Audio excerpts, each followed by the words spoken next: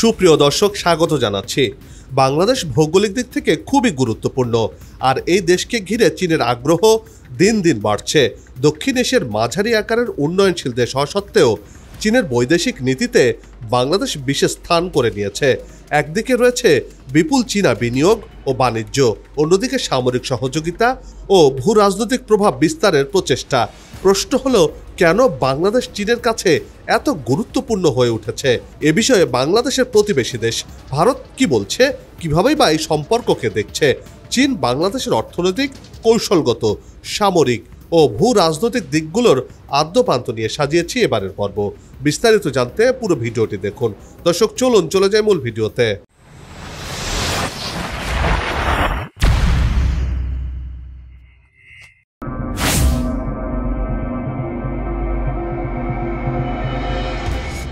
Bangladesh Asia মহাদেশের দক্ষিণ এশিয়ায় অবস্থান করছে।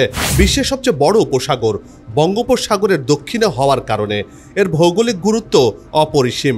বাংলাদেশের তিন দিকে ভারতের অবস্থান, আর একদিকে মিয়ানমার রয়েছে। মোট কথা, পূর্ব দিকে মিয়ানমার, পশ্চিম ও উত্তরে ভারত এবং দক্ষিণে বঙ্গোপসাগর। এই ভৌগোলিক অবস্থান চীনের জন্য বিশেষ কৌশলগত গুরুত্ব বহন করে। চীন যেহেতু মালাক্কা প্রণালী নির্ভরতা কমাতে চায়, তাই বঙ্গোপসাগর তার বিকল্প হিসেবে বিবেচিত। চট্টগ্রাম ও পায়রা বন্দরের মাধ্যমে চীন বঙ্গোপসাগরে তাদের সামরিক প্রভাব বিস্তারের চেষ্টা চালাচ্ছে।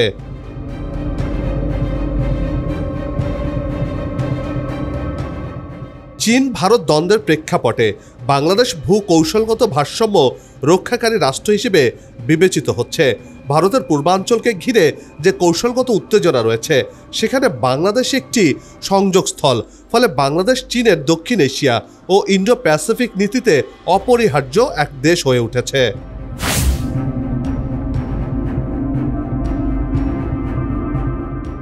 বাংলাদেশ ও চীনের মধ্যকার বাণিজ্যিক সম্পর্ক দিন দিন আরও ঘনিষ্ঠ হচ্ছে। ফলে দেশের অর্থনীতিকে ঘিরে চীনের আগ্রহ বাড়ছে। বর্তমানে বাংলাদেশে চীনের 20 বিলিয়ন মার্কিন ডলারের বেশি বিনিয়োগ রয়েছে। পদ্মা সেতু রেল সংযোগ প্রকল্প, পায়রা বন্দরের উন্নয়ন, ঢাকা চট্টগ্রাম এক্সপ্রেসওয়ে নির্মাণ এবং চট্টগ্রামে চীনা বাংলাদেশ ইন্ডাস্ট্রিয়াল পার্ক চীনের আগ্রহেই হয়েছে। আগামীতে অবকাঠামো, বিদ্যুৎ, রেল, বন্দর, শিল্প এলাকা, কৃষি উৎপাদন ও তথ্য প্রযুক্তি খাতে চীন বিপুল পরিমাণে বিনিয়োগে আগ্রহী। সম্প্রতি আম রপ্তানির নতুন দিগন্ত উন্মোচনের পর এবার বাংলাদেশের সম্ভাবনাময় চামড়া শিল্পেও আগ্রহ দেখিয়েছে চীন।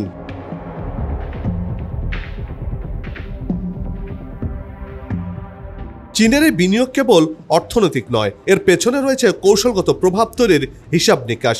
চীন জানে অবকাঠামোর মালিকানা অর্থাৎ নিয়ন্ত্রণ মানে দীর্ঘমেয়াদে একটি দেশের অভ্যন্তরীণ সিদ্ধান্ত গ্রহণে প্রভাব বিস্তার করা যাবে না। চীনের এক্সিম ব্যাংকের ঋণ ও চীনা কন্ট্রাক্টরদের মাধ্যমে কাজ করানো বড় ডিপ্লোম্যাসির অংশ।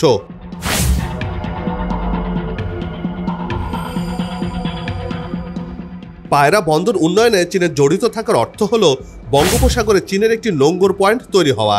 এটা তাদের স্ট্রিং অফ পালস কৌশলের একটি অংশ, যেখানে ভারত মহাসাগরের চারপাশে বন্দর নির্ভর প্রভাব বিস্তার করা হবে। শ্রীলঙ্কার হাম্বানটোটা বন্দর, পাকিস্তানের গদর বন্দর, মিয়ানমারের কিয়াকপিউ বন্দরের মতোই পায়রা বন্দরকে চীন ভবিষ্যতের কৌশলগত ঘাঁটি হিসেবে বিবেচনা করছে, যে কারণে তারা প্রচুর বিনিয়োগে আগ্রহী।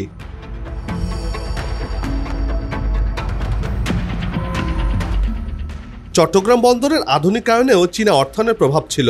যদিও ভারতের কৌশলগত চাপে বাংলাদেশ পরে বিকল্প দিক বিবেচনা করেছিল, তারপরও চীনের আগ্রহ এখনও বহাল রয়েছে। বঙ্গোপসাগরের নৌ প্রভাব বিস্তারে চীনের এই কৌশল ভবিষ্যতে আরও স্পষ্ট হয়ে উঠবে বলে মনে করছেন বিশেষজ্ঞরা।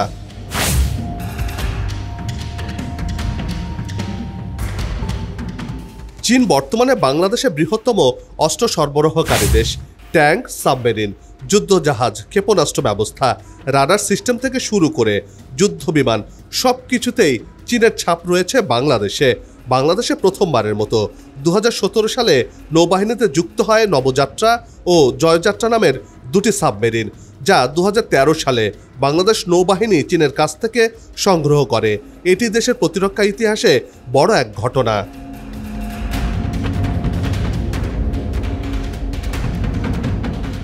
বাংলাদেশ বিমান বাহিনীতে ব্যবহৃত F-7 যুদ্ধ বিমান, ট্যাঙ্ক ও ক্ষেপণাস্ত্র ব্যবস্থাও চীনের তৈরি। এছাড়া যৌথ সামরিক প্রশিক্ষণ ও মহড়াও বাড়ছে দুই দেশের মধ্যে। এই সামরিক সম্পর্ক কেবল অস্ত্র কেনাবেচায় সীমাবদ্ধ নয়, এটি চীনের এক ধরনের সামরিক কৌশলগত প্রভাব বিস্তার নীতিরই অংশ বলে মনে করছেন বিশ্লেষকরা।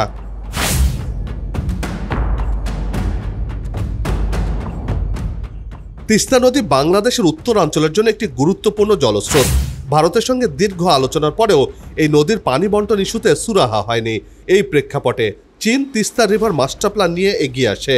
এই প্রস্তাব ভারতের কৌশলগত মঞ্চে আলোড়ন তৈরি করেছে। যদিও তিস্তা নদীর উৎস ভারতের সিকিম ও পশ্চিমবঙ্গ থেকে শুরু হয়েছে, তবে এর উন্নয়ন পরিকল্পনায় চীনের সরাসরি অংশগ্রহণকে ভারত ভালো চোখে দেখছে না। ফলে বাংলাদেশ চীন সম্পর্ক শুধু নদী ব্যবস্থাপনায় নয়, আঞ্চলিক পানি কূটনীতিতেও প্রভাব ফেলছে।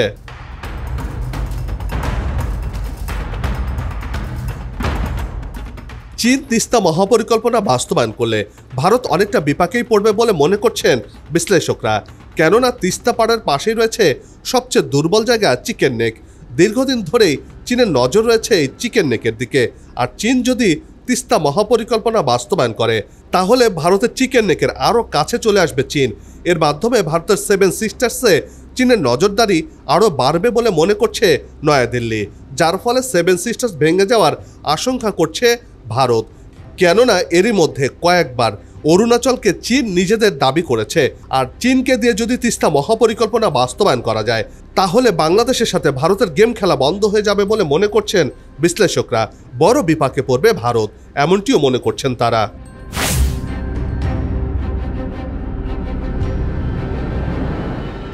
চীন বাংলাদেশ সম্পর্কের গভীরতা ভারতের কূটনৈতিক মহলে উদ্বেগ সৃষ্টি করেছে। বাংলাদেশকে ভারতের প্রাকৃতিক মিত্র মনে করা হলেও চীনের বাড়তি সম্পৃক্ততা ভারতের কৌশলগত ব্যর্থতা হিসেবে বিবেচিত হচ্ছে। বিশেষ করে চীনের সাবমেরিন বিক্রি ও তিস্তা প্রকল্প ভারতের উদ্বেগকে বাড়িয়ে তুলেছে।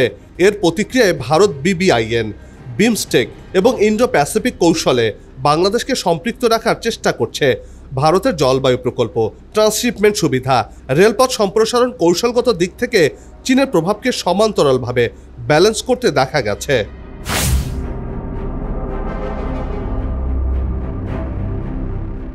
চীনের উত্থানকে ঠেকাতে যুক্তরাষ্ট্র ও পশ্চিমা বিশ্ব এখন দক্ষিণ এশিয়ার নতুন মিত্র খুঁজছে। বাংলাদেশ তাদের কাছে এখন উদীয়মান বাজার ও কৌশলগত অংশীদার। কোয়াড, IPEF ও ইন্ডো প্যাসিফিক কৌশলে বাংলাদেশের ভূমিকা নিয়ে আলোচনা চলছে। জাপান এরই মধ্যে মাতারবাড়ি গভীর সমুদ্র বন্দর প্রকল্পে যুক্ত হয়ে চীনের বিকল্প হিসেবে হাজির হয়েছে। এই বহুপাক্ষিক কূটনৈতিক চাপে বাংলাদেশ চীন সম্পর্ক পশ্চিমা জোটের মধ্যে ভারসাম্য রক্ষার চ্যালেঞ্জের মুখে পড়েছে বলেই মনে করছেন বিশ্লেষকরা।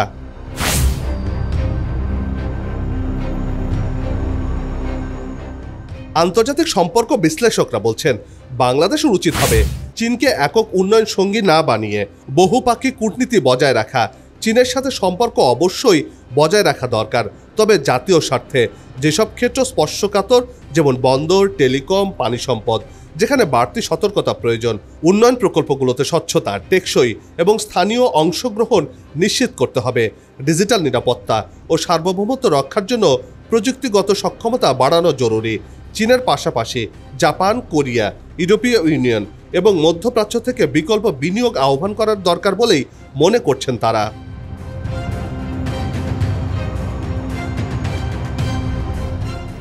কৌশলগত, অর্থনৈতিক ও রাজনৈতিক বাস্তবতা নিয়ে বাংলাদেশকে এগিয়ে যেতে হবে। অবশ্য চীন এই বাস্তবতাকে বুঝে বিনিয়োগ, সামরিক সম্পর্ক, সফট পাওয়ার ও অবকাঠামো উদ্যোগের মাধ্যমে প্রভাব বিস্তার করছে। বাংলাদেশের উচিত হবে এই চীনা আগ্রহকে নিজেদের উন্নয়নে সহায়ক হিসেবে ব্যবহার করা। তবে পুরোপুরি নির্ভরশীল হওয়া যাবে না বলেই মত দিয়েছেন বিশেষজ্ঞরা। বাংলাদেশ চীনের কাছে যেমন দামি, আগামী দশকে সেই দাম আরও বাড়বে।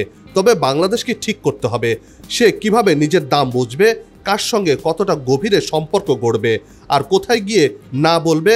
তখনই বাংলাদেশের প্রকৃত দাম বুঝতে পারবে বিশ্ব দরবার।